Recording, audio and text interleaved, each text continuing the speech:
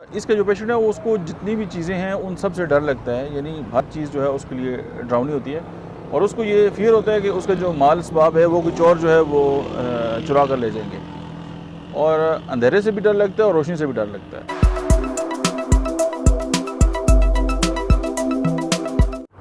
बिस्मिल्लाहिर्रहमानिर्रहीम, अस्सलाम वालेकुम। मेरा नाम डॉक्टर अहमद एजाज़ है और आज हम होम्योपैथिक थेरेपेटिक्स के सिलसिले में जिस दवा के बारे में बात करेंगे उसका नाम है स्ट्रामोनियम। स्ट्रामोनियम जो है वो लुकनत और जो हिज़ान है उसकी जो है वो बेस्ट ट्रीटमेंट है।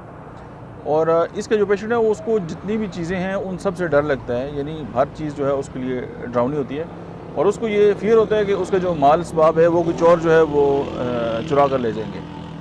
और अंधेरे से भी डर लगता है और रोशनी से भी डर लगता है। और सम टाइम इस तरह होता है कि अगर बुखार स्टार्ट हो जाए तो बुखार में जो है उसका जो यूरिन है वो स्टॉप हो जाता है, यानी पेशाब बंद हो जाता है।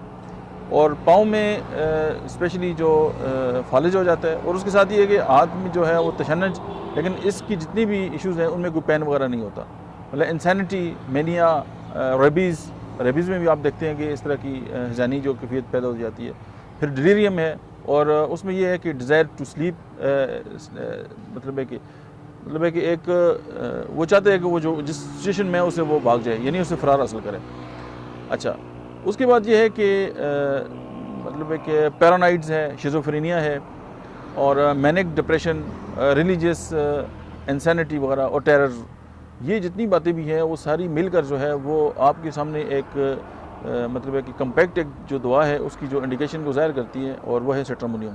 तो स्ट्रामोनियम जो है इसकी जो आम एक जो है वो अगर हम ओवरऑल एक रिव्यू करें तो उसमें यही है कि लुकनत मतलब हगला के बंदा बात करता है और हिज़ान जो है अगर इस तरह की इंडिकेशंस आ जाएँ साथ और साथ इंसैनिटी और टेरर की इंडिकेशन आ जाए तो हमारी जो दवा है वो स्ट्रामोनियम होगी।